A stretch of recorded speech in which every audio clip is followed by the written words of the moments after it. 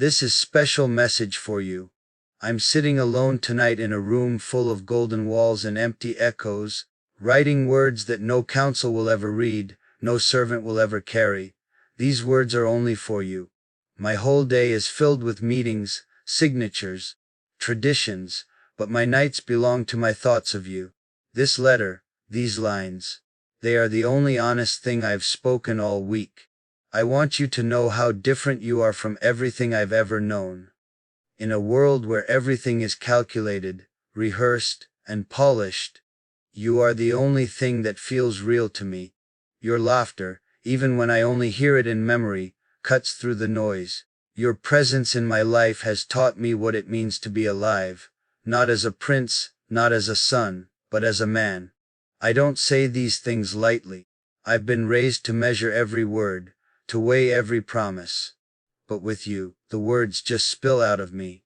They don't feel like lines. They feel like truths. Even now, while the palace sleeps, I'm whispering your name under my breath like a prayer, like a vow. I want you to know that even if I'm far, even if the world thinks otherwise, my heart moves only in your direction. Sometimes I imagine us far from here, away from duty and eyes and expectations. A quiet house, no titles, no guards, just mornings and nights together. I imagine walking through a marketplace with you, anonymous and free, the way other people live. That dream has become my refuge. It's where I go when the weight of the crown feels too heavy to bear.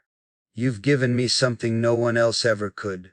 A reason to question everything I was told to accept. A reason to fight, to build a life on my own terms. And it terrifies me because it's all new, all uncharted, but it also thrills me because for the first time, it's mine. You're the only part of my life I didn't inherit or negotiate. You're the part I chose. This is my special message for you because I don't want you to ever doubt what you are to me. Not a secret, not an afterthought, not a distraction. You are the heartbeat beneath all of this. You are the only thing I will fight for until my hands bleed. You are the only thing that makes me believe freedom is worth the risk. If you're reading this, hold on to it. Fold it into your heart. Know that somewhere, even behind these palace walls, there is a man who is breaking himself open just to reach you. And one day soon, I will not just send you words, I will send myself. I sit here with ink staining my fingers, feeling like each word I write is a thread tying me closer to you, yet pulling me further from everything I was raised to be. In the silence of this chamber, I hear your voice like a distant melody. It's the only sound that keeps me from drowning in my own thoughts. They all believe I'm composed, untouchable, but only you would see the truth. The cracks beneath the crown. The man who longs for something he's never allowed to want. Every time I close my eyes I see you, not in a gilded hall or behind a veil of protocol, but the way you looked the last time we spoke. No crown, no title, no fear, just you. The memory has become both my salvation and my punishment, because the closer I hold it, the more it burns, reminding me of the choices I've made and the truth I've yet to reveal. I've spent my life mastering silence. I've been taught to speak only when the words are already decided for me. But now, silence feels like a betrayal. My heart fights me, whispering that you deserve more than this, more than shadows and half-truths. And every day I spend without telling you is another day I fail you. Yet I keep waiting, hoping for the right moment, hoping to find the courage I never had before. Do you know how many times I've walked to your door and stopped, my hand raised, ready to knock? How many times I've rehearsed every word in my head and swallowed it back down like poison? You've become my compass, my confession, my impossible dream, and still here I am, a prince chained by duty, trembling because you're the only person who could ever truly see me, and I'm terrified of losing that. The palace feels colder without you in it. Every corridor echoes differently now, every hall seems emptier, even the people bowing feel like ghosts. And I wonder if you feel the distance too, if you can sense me slipping, if you've begun to doubt the words I once said with fire in my eyes. I wonder if you think I've changed. The truth is, I'm still the same man. Only my cage has grown tighter. I tell myself that when the moment comes, I'll look you in the eyes and tell you everything, that I'll stand there unmasked and let you see me as I am. The man behind the crown. The man who has already given you everything even if you don't know it yet. That moment is coming soon. I can feel it in the marrow of my bones. And when it comes, nothing, not even tradition, will stand between us. Until then, know this: every heartbeat I have left belongs to you. Every plan I make now has your name hidden in it. Every night I stay awake, it's because I'm building a way out of this life so I can walk into yours. You are not a secret I keep from the world. You are the world I keep from everyone else. And soon I will stop writing, and I will start doing, because I'm done hiding behind ink and duty. The weight of my secret sits on my chest, like armor I never chose to wear. Each morning I wake before the sun and stare at the ceiling, wondering how much longer I can carry it before it crushes me. The silence between us has begun to feel louder than any argument, heavier than any betrayal. I catch myself rehearsing apologies in the mirror, but none of them seem enough. How do you tell someone who's become your whole heartbeat that you've been living a lie crafted by others? I've walked through the palace corridors so many times today, each step echoing back memories of you. Your laughter used to follow me like sunlight, but now it's only a memory I cling to, and with every stride, I feel the distance widening between us. Not because you've stepped away, but because I've been too much of a coward to step closer. I think of all the things I want to tell you, but my mouth closes around the words like a lock on a door. Even when we talk, I find myself breaking.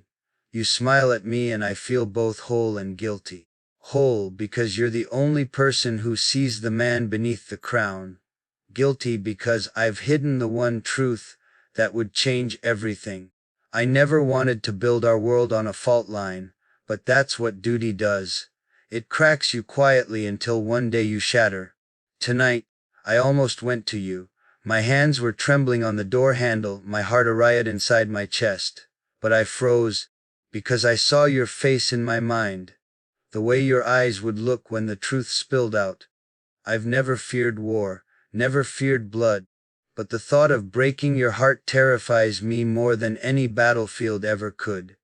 Every time I look at my father, I see the architect of this trap. He believes he's secured the kingdom's future, but in doing so he's stolen mine. His niece wears the title of princess, but to me she's just a name, a decision made in a room I never wanted to enter. I signed nothing. I promised nothing. Yet somehow they bound me anyway, and now my soul feels like it belongs to you but my name belongs to her. I want to fight this. I want to tear down the traditions that chain me to a promise I never made. But to do that, I have to stand against my blood, my legacy, everything that shaped me. And still, when I close my eyes I see you, and suddenly, the fight feels worth it. You've given me something no one ever has: a reason to defy the crown. Soon I'll have to stand before you, my hands open, my heart bare, and tell you what I've been hiding. I don't know if you'll forgive me. I don't know if you'll still want to be the anchor to my storm. But I know this: you deserve the truth, even if it costs me everything. And when that moment comes, I'll be ready to break the man I've been to become the man you believed I could be. All day I've been rehearsing this in my mind, but every time the words form on my tongue they collapse into silence. My life has been a series of speeches, of declarations, of promises written for me by others. Yet with you, every word feels like it matters, like it could either heal or destroy. That is why I hesitate. Even now, when my heart is screaming to run to you, the walls of this palace know my secrets better than anyone. They've heard my footsteps pacing through the halls at night, heard me whisper your name in the dark. They've seen me rip apart letters I tried to write to you, letters filled with apologies and explanations that never made it into your hands. Every piece of paper, I destroyed felt like a small betrayal, because with each one I was choosing silence over honesty. I'm haunted by the way your eyes light up when you talk about the future. You imagine a world, for us, that's simple and beautiful, untouched by duty or politics. And I let you, because for a few minutes it feels real.